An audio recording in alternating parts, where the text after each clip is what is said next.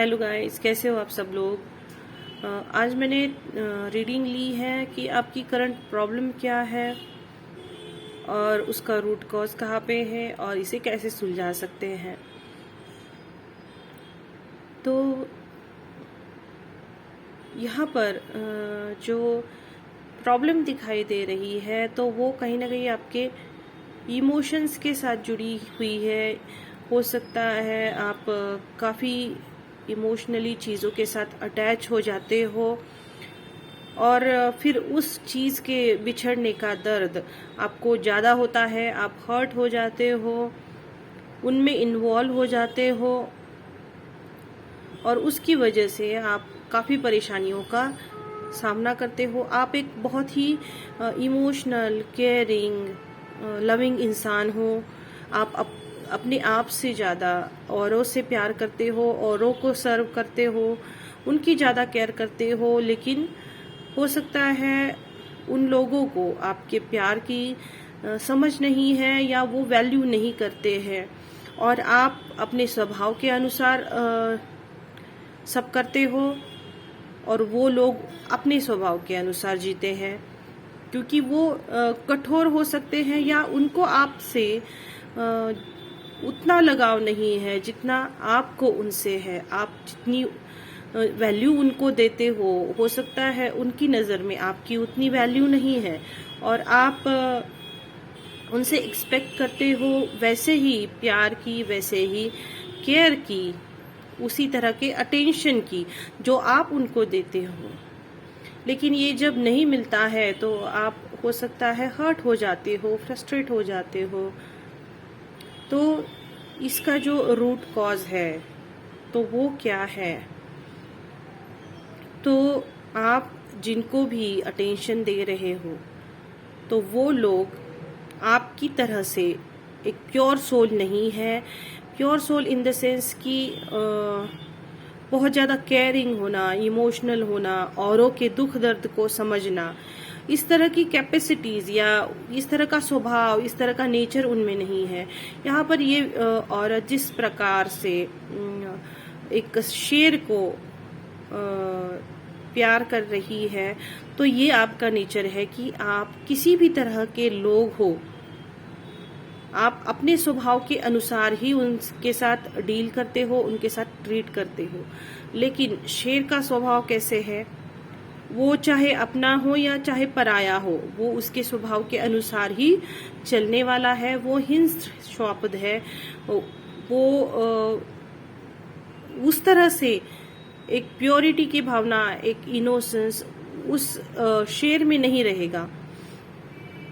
तो आप यहाँ पर रूट कॉज क्या है कि आप उनसे एक्सपेक्ट करते हो जो उस स्वभाव के ही नहीं है।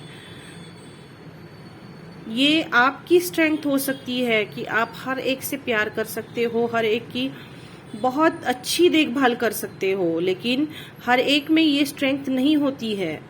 तो ये एक्सपेक्ट करना कि और लोग भी मुझे उतना ही केयर, उतनी ही अटेंशन दे, ये कहीं ना कहीं आपकी प्रॉब्लम की जड़ हो सकती है। तो हम इस प्रॉब्लम को सॉल्व कैसे कर सकते हैं? और हो सकता है यहाँ पर जैसे ये शेर है तो आपके साथ वाले जो लोग हैं तो वो काफी एक लियो एनर्जी यहाँ पर दिख रही है। लियो यानी सिंह राशि वाले लोग जो कि काफी ऑथोरेटिव होते हैं इन द सेंस कि उनको अपनी चलानी आती है या फिर जो भी वो बात करते हैं उसमें बहुत सारा अग्रेशन होता है, क्योंकि ये फायर साइन होता है, यानी इनमें अग्नि तत्व की ज्यादा ऊर्जा होती है और उस वजह से वो कोमलता उनके अंदर नहीं आ पाती है।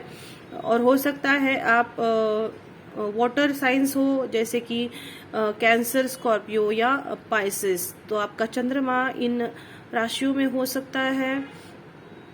तो उसकी वजह से आपका जो नेचर है उसके अगेंस्ट नेचर जो है आप जिनके साथ डील कर रहे हो उनका है काफी इगोइस्टिक पर्सनालिटी है और उन्हें आपसे अटेंशन पाना भी अच्छा लगता है, आपसे केयर लेनी अच्छी लगती है, और वो मैनिपुलेट करके आपसे लेते भी होंगे। अगर आप उनसे उम्मीद रखते हो और आपको उनसे उम्मीद, वो एक्सपेक्टेशन फुलफिल नहीं होती है, फिर भी आपको अपने स्वभाव के अनुसार उनसे प्यार से ही बर्ताव करना पड़ता होगा। तो ये लोग जो है वो काफ़ी एग्रेसिव है। इसमें मेष यानी एरीज, लियो और सैजिटेरियस, ये तीनों साइंस जो है वो इस तरह से बिहेव करने वाले होते हैं। तो यहाँ पर जो है आपकी जो पूरी स्ट्रेंथ है वो उनको केयर करने में ही निकल जाती है, और रिटर्न में आपको कुछ भी नहीं मिलता है। तो इसका सॉल्यूशन हम क्या निकाल सकते हैं? King of cups. तो यहाँ पर देखिए, आप देख सकते हो कि आप क्वीन ऑफ कप्स की एनर्जी में हो, जो काफी एक मदरली नेचर है, गिविंग नेचर है, लेकिन आप उसकी वजह से परेशान हो। बराबर, आपका स्वभाव तो अच्छा है, आप सब ठीक से कर रहे हो, फिर भी आप ही तकलीफ में हो। आप औरों को सुख सुविधा देते हो, आप औरों को उसको जो चाहिए वो देते हो, फिर भी आप तकलीफ में हो, आप खुश नहीं हो। तो इसका मतलब है कि आपको थोड़ा सा अपने ऊपर रिस्ट्रिक्शन लाने की ज़रूरत है, इमोशनली बैलेंस रहने की ज़रूरत है। ये किंग ऑफ कप जो है, आप देख सकते हैं उसके नीचे कितनी वेव्स है। तो जैसे क्वीन जो है, तो क्वीन एक समंदर के बाजू में जो रेत है उसमें बैठी हुई दिखाई दे रही है, और फिर भी वो खुद से ज्यादा, अपने आसपास से ज्यादा अपने कप को निहार रही है। पूरा ध्यान, पूरा फोकस अपने कप के ऊपर, यानी अपने जो इमोशनल अटैचमेंट्स है उसके ऊपर है, या फिर जो उसके अपने हैं जिसको वो अपना मानती है उनके ऊपर है।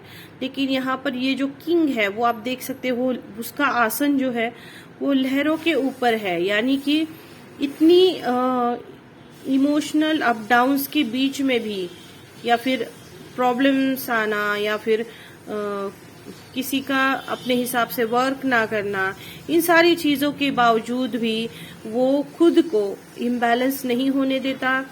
अपनी जो हीलिंग है, या फिर खुद को खुश रखने की भी उतनी ही जरूरत है जितना आप औरों को खुश रखते हो, क्योंकि सब कुछ औरों के लिए करने के बावजूद भी आप उनकी नजर में बुरे बन जाते हो, क्योंकि आप फ्रस्ट्रेट होते हो, क्योंकि आप सारा कुछ आप ही कर रहे हो। वहां पर किसी और को कोई उम्मीद भी नहीं है, और वो सिर्फ आपसे लेना जानते हैं।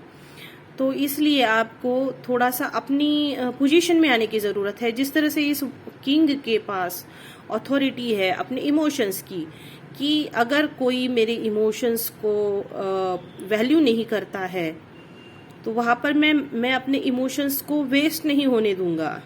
इस तरह की एक अथॉरिटी है उसके हाथ में, उसके कंट्रोल्स है उसके इमोशंस पे। या फिर अगर आपका स्वभाव उस तरह का है कि आप गिविंग नेचर के हो, तो फिर एक्सपेक्ट मत करिए किसी और से कि मेरी इमोशंस को वो सैटिस्फाइड करे और फिर मैं खुश हूँ। तो ये थोड़ा सा बैलेंस यहाँ पर रखने की काफी जरूरत है, जिसकी वजह से आप खुद को भी हील कर पाएंगे।